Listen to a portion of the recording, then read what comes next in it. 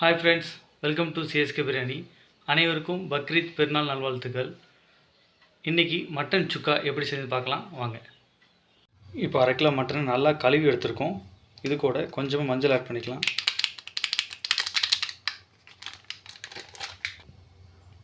ஒரு ஸ்பூன் உப்பு ஆட் பண்ணிக்கிறேன். இது கூடவே தேவையான மசாலா ரெடி பண்ணிடலாம்.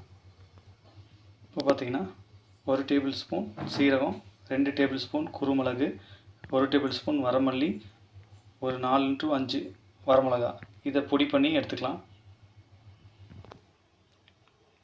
இதிலேயே நம்ம அரைச்ச மசாலாவை ஆட் பண்ணிடலாம். கூடவே தேவையான அளவு தண்ணி.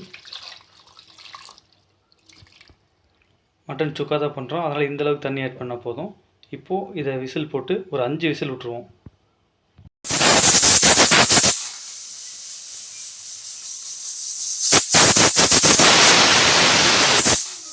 2 டேபிள் ஸ்பூன் ஆயில் ஆட் பண்ணிக்கலாம். இதில் 2 பச்சை மிளகாய், கொஞ்சமாக கருவேப்பிலை,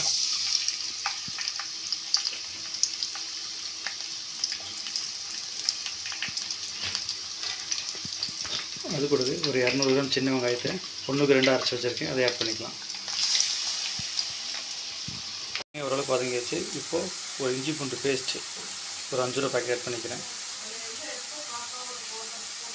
எப்பவுமே அரைச்சி போடுறதா டேஸ்ட்டாக இருக்கும். இப்போ அர்ஜென்ட்டுக்காக ஒரு பேஸ்ட் ஆட் பண்ணிக்கிறேன். இஞ்சி பூண்டு பச்சை வாசனை போயிடுச்சு. இப்போது மட்டன் ஆட் பண்ணிக்கலாம்.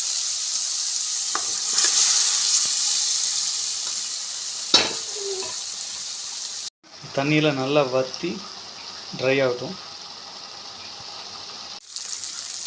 எண்ணெயில் நல்லா பிரிஞ்சு வருது. அவ்வளோதாங்க, மட்டன் சுக்கா ரெடி. இதே ரெசிபியை நீங்கள் செஞ்சு பாருங்கள். ஈஸி மெத்தட் தான், நல்லா டேஸ்ட்டாக இருக்கும். Thank you friends. மறக்காமல் நம்ம சேனலை சப்ஸ்கிரைப் பண்ணுங்கள், லைக் பண்ணுங்கள், ஷேர் பண்ணுங்கள், கமெண்ட் பண்ணுங்கள்.